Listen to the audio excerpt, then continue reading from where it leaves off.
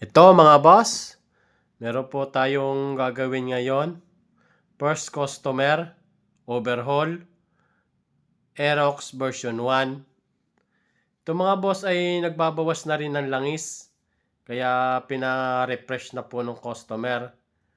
Ang mga papalitan natin dito mga boss ay crankshaft AC, block, piston, piston ring, piston pin, gasket, base, head, gasket valve cover, valve seal. Yan mga boss ang papalitan natin dito. Pati po yung mga o-ring sa water pump, mga gasket, at yung oil seal sa water pump din. Kasi medyo matagal na ito mga boss ay 90,000 kilometer na po yung tinatakbo ng motor. Kaya papalitan na po natin ng mga kasi medyo malulutong na po yung mga gasket nito. Yan po yung pinakakatawan niya. Pinaghiwalay na po namin. Yan, mapapansin nyo mga boss, yung block niya may baywang na.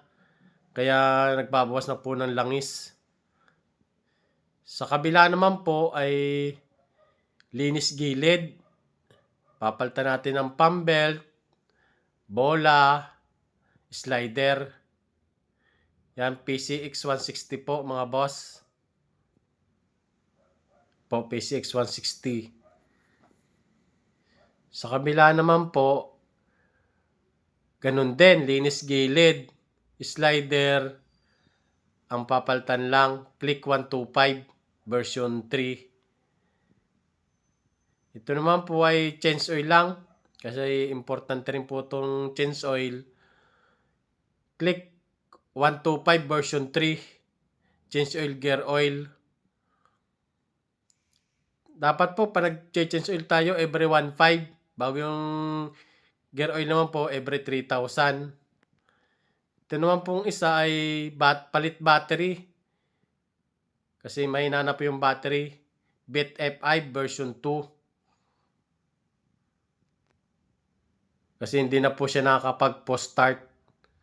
Kaya papalitan na po natin ang battery. Ito naman po ay NMAX B1. Palit gulong lang po to at palit pump belt bago oil seal sa pulley. Ito naman po ay Sniper 155. Chain set, palit, bago brake pad. Yan, palit din mga boss. Yan. Kaya ito po hinuhugasan pa namin yung sa may bandang sprocket na maliit. Para nililinis po namin bago namin ikabit yung mga chain set. Yan mga boss. Maraming salamat.